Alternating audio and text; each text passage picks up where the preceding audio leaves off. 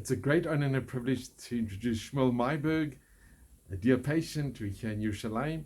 And Shmuel, you have the most amazing story about your grandfather. Well, what I have over here is his passport, Reichspass, when he left Germany. So he, because of some very interesting circumstances before, it's a very interesting thing that Jewish people who did something in World War One, it was the benefit of the state. They got some special benefits. That was one of the reasons why nobody ever touched them. They let them go. So when the war started in 1940, so they managed to get a visa to go out to South Africa. That's where my father was already living, and he managed to get them. He was sent away there 10 years before in 1930, when his relatives in South Africa, the Hammerschlag family, said it's worthwhile to go out of Germany because it's no future there for Jewish people. So my father and his brother left to Johannesburg, but they stayed there with their other daughter, and they didn't leave Germany until the last minute. This is the beginning of the passport, the letter J, which means Jew. And that J, the Swiss advised Germany to put the J in. And then you have on every page, this was my grandfather Max Myburg from Eschwege. This passport was issued in 1935. And it says, let's see if it says it over here. No, it doesn't say it over here. But another document I have that says Max Israel. Everybody Jewish had to put the name Israel, and the women had to put Sarah. So that's in another document. So these are some of the pages in the book over here.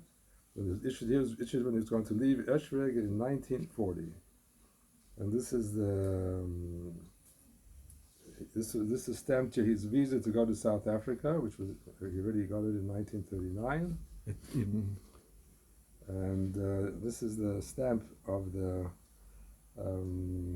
authorities in Eschwege that permitted him to leave.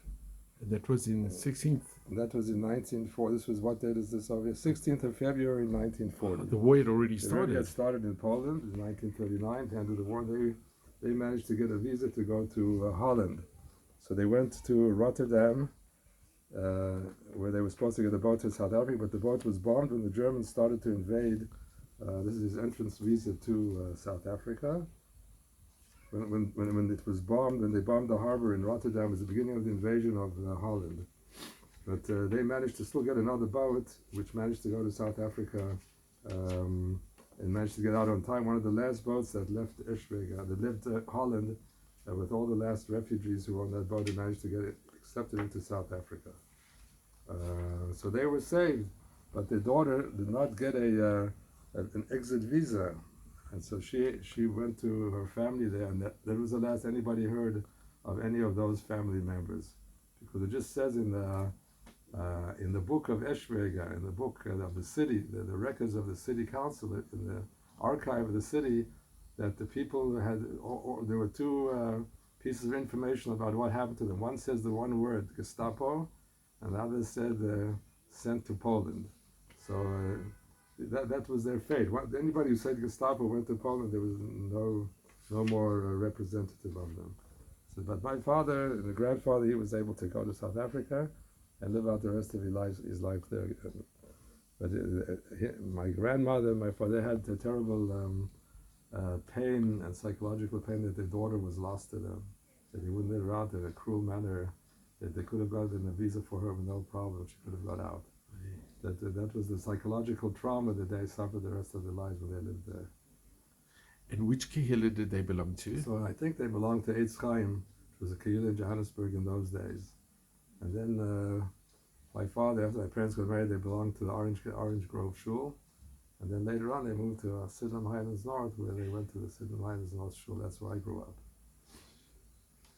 Thank you so much. It's incredible that this passport, because of this passport, you're here, and this saved your life. So this saved them more or less. Their lives, and you. They had a sense enough that they sent out the other two children to South Africa before. That was really what saved our life. But that we were able to, I was still able to see him when I was a small child. That's a continuation of the tradition from all the years back, which meant that came the end of Jewish life in Eschwege.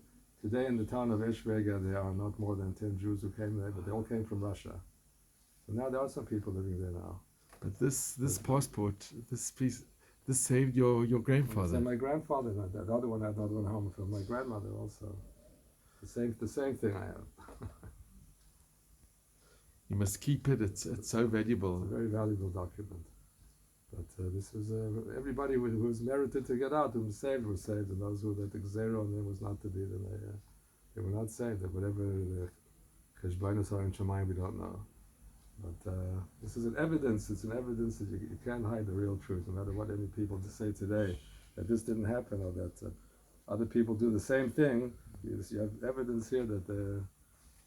And at home, which I have the book which somebody put out about 30 years ago on Jewish life in Eschwege, you see a picture of the mayor, the Bundesmeister of Eschwege, wearing this around his neck. He had a big silver thing like this around his neck. And he was a member of the Nazi party. And it says over here, what does it say over here?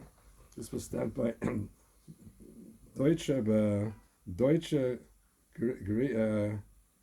Gen Polizei. That's the police department, or the Gestapo, or whatever name they want to call themselves. They have evidence all documented what happened to almost all the people who were in that small town. Well, thank you so much. You're welcome.